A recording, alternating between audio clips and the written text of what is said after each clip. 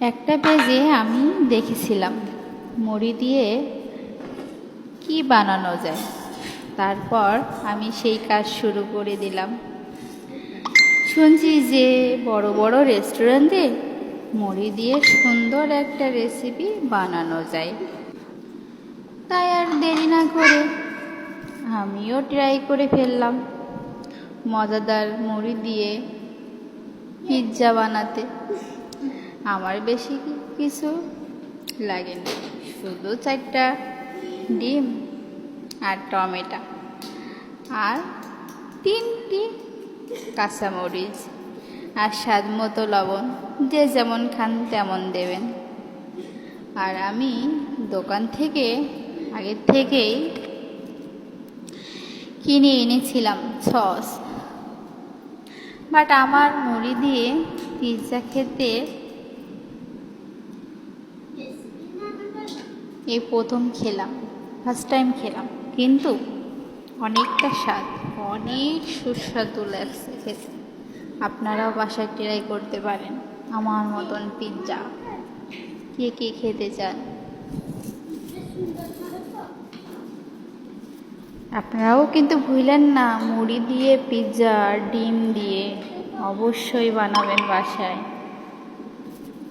Try করবেন।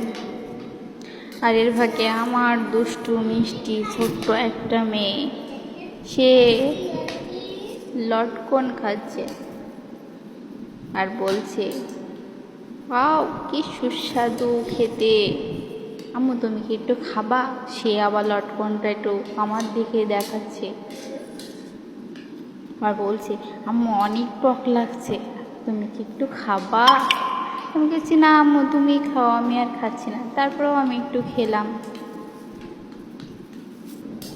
আপনারাও খেতে পারেন, লটকন অনেক সময় ভালো, স্বাস্থ্যের জন্য উপকার টক খেলে।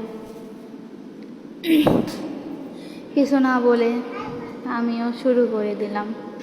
তারপরে মেয়ের সাথে একটু দুষ্টামি আড্ডা করতে করতে বানানো শেষ।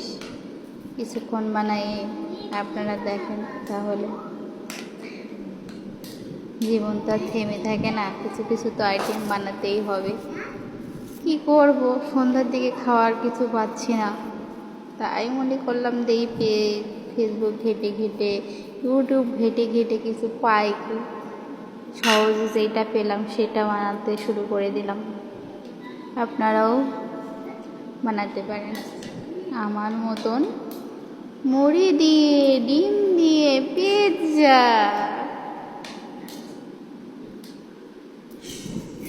আম্মুকে কিছু বলবা?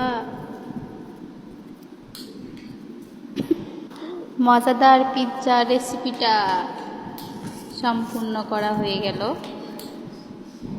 আপনারাও দেখে নিতে পারেন আমার পিৎজা, মুড়ি দিয়ে পিৎজা। কেউ যদি না খেয়ে থাকেন অবশ্যই এখনই ট্রাই করবেন, অবশ্যই অবশ্যই ট্রাই করিন।